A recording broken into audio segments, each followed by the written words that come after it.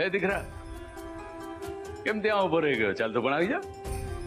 પપ્પા આઈ am not feeling વેલ, એટલે હું પૂજામાં નહીં બેસી શકું. પ્લીઝ તમે લોકો પૂજા પતાવી દો ને.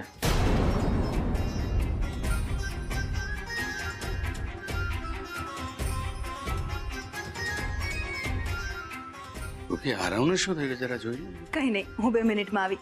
સવિતા તું મહારાજને થાળ આપ, હું આવી. મમ્મીજી એ નહીં આવે, મેં પૂજામાં નથી બેસવું. તું જઈને બેસ, હું એને બોલાવીને આવીશ.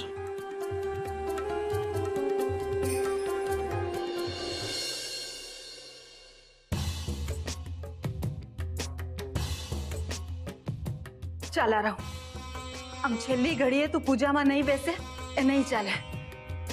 હા, હું તને પહેલા જ કહી ચૂક્યો હતો ને કે મારે પૂજામાં નથી બેસવું, અને માન્યું કે મેં આયશાને આ ઘરની વહુ તરીકે માન સન્માન બધું આપ્યું છે, પણ હું મારી પત્ની તરીકે ને તે આયશાને હજુ તારી પત્ની તરીકે નથી સ્વીકારી, એમ જ ને?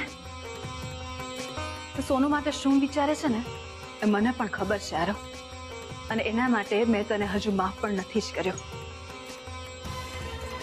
ભલે મેં તારી સાથે અબોલા તોડી નાખ્યા, પણ જેટલી તકલીફ અત્યારે સોનુને થઈ રહી છે ને એટલી જ તકલીફ આરવ મને પણ થઈ રહી છે. મને ખબર છે કે હું તમને બધાને હર્ટ કરી રહ્યો છું, એટલે તો આ પ્રોબ્લેમનું સોલ્યુશન લાવવા માંગુ છું.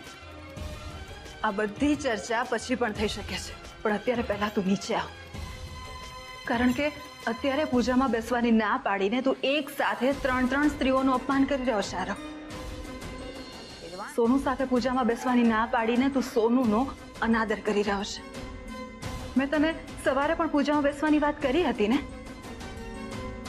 મારી વાત ન માનીને તું મારું પણ અપમાન કરી રહ્યો છે, અને સૌથી વધારે આ રીતે મારા આંદલને રાહ જોડાવીને તું એમનું પણ અપમાન કરી રહ્યો છે આરવ. માં તું સમજતી કેમ નથી? સમજવાની જરૂર તારે છે આરવ, અને તને લાગતું હોય કે તું જે પણ કરી રહ્યો છે સાચું છે તો અત્યારે ને અત્યારે નીચે આવ અને કહી દે તારા પપ્પાને બધું સાચું. પછી તારા પપ્પા જે કરશે અને આખું ઘર માથે લેશે એમાં હું વચ્ચે નહીં પડું. માં, મન વગર ઈચ્છા વગર પૂજામાં બેસવાનો શું અર્થ? હું માત્ર ફોર્માલિટી માટે પૂજામાં બેસીશ ને તો લોકો અમને આશીર્વાદ આપશે કે અમે જેટલા બને એટલા જલ્દી તમને દાદા દાદી બનાવી દઈએ. મારા બધું નથી જોઈતું. મને સતત એવું લાગી રહ્યું છે કે હું મારી જાતને દુનિયાને છેતરી રહ્યો છું. માન્યું કે તને અમારી અને દુનિયાના લોકોની અપેક્ષાઓ સામે વાંધો છે, અને બીજા લોકો કદાચ નથી જાણતા કે તું અને સોનું કેવું જીવન જીવી રહ્યા છો, પણ માળી તો જાણે જ છે ને આરવ, અને એ તો અંતર્યામી છે. એને તારે કંઈ પણ કહેવાની જરૂર નથી. એ તો જાણે જ છે કે તને ક્યાં અને કેટલા આશીર્વાદ આપવા. સાચું કહું છું આરવ, રાંદલમાં આશીર્વાદ પણ એવા જ આપશે જે તારા હિતમાં હશે, એટલે આ માડીને રાહ ના જોડાવીએ.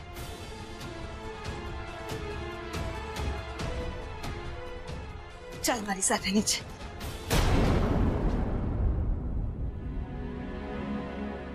યજમાન, આરોભાઈને જલ્દી બોલાવો, મારે બીજી જગ્યાએ જવાનું છે. આવે છે 2-5 મિનિટમાં. તમે તૈયારી કરો.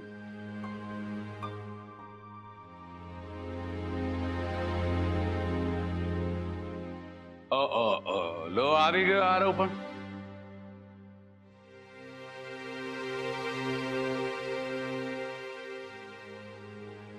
આમાં આપણે ભાઈના બેન કોણ છે? કોમલ બેટા, ભાઈ ભાભીની છેડાછેડી બાંધો.